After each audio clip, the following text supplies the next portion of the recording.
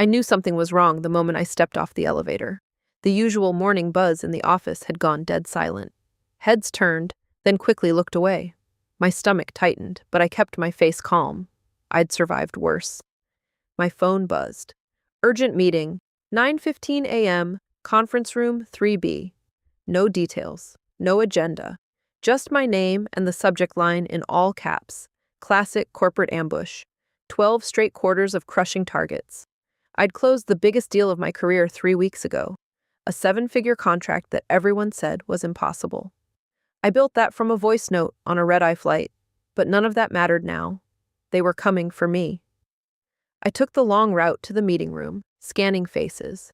My own mentee of 4 years ducked into the kitchen when he saw me. That confirmed it. They were about to fire me. Before walking in, I slipped into my office, opened the locked drawer, and pulled out my original contract. I flipped straight to Clause 12B, the one I had personally fought to add during last year's renegotiation. My golden parachute, my insurance policy, their signatures were right there. Mine, my manager's, and the CEO's. I smiled, folded the pages, and walked into the conference room like I owned it. Inside sat Rachel from HR, 2 stone-faced executives, and my boss, Mark, who couldn't even look me in the eye. No performance file, no laptop, just a single sheet of paper on the table. "Alex," Rachel started with that fake soft voice, "due to restructuring, your position is being eliminated effective immediately." I didn't sit. I didn't flinch. I simply nodded. "Understood." Mark looked shocked at how calm I was. They expected tears, begging, maybe yelling. They got none of it. "I'll need your badge and laptop," Rachel added awkwardly. I slid the badge across the table, still smiling. "Of course." As I walked out, the weight of what they'd just done hit them too late.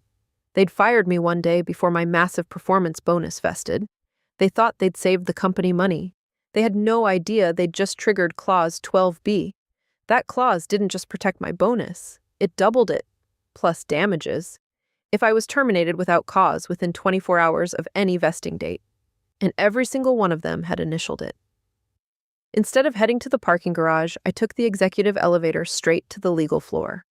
I walked into my old ally, Daniel's office, and dropped the contract on his desk.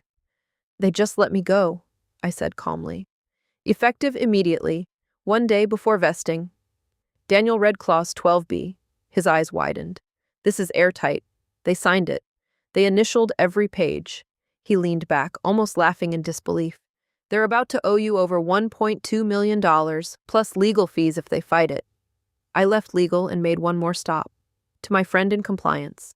I handed her the annotated contract and the time-stamped emails where Mark had brushed off the fine print saying, "Just get her to sign and move on." By the time I reached the cafe across the street, my phone was already lighting up. First email from legal. "We are reviewing Clause 12B and your termination." Then a frantic call from Mark. I let it ring. I sat there sipping my coffee, watching the glass tower I used to build, knowing the panic was spreading upstairs like wildfire. They thought they could discard me quietly. They thought I'd played by their rules, but I never did. I just let them believe I did. Within 2 hours, the board was pulled into an emergency meeting. My carefully worded clause was now costing them double what they tried to save, and the reputational damage hadn't even started. I zipped up my bag, looked back at the building one last time, and smiled. They didn't fire me. They lit the fuse on their own expensive, very public downfall, and I got to watch every glorious second of it.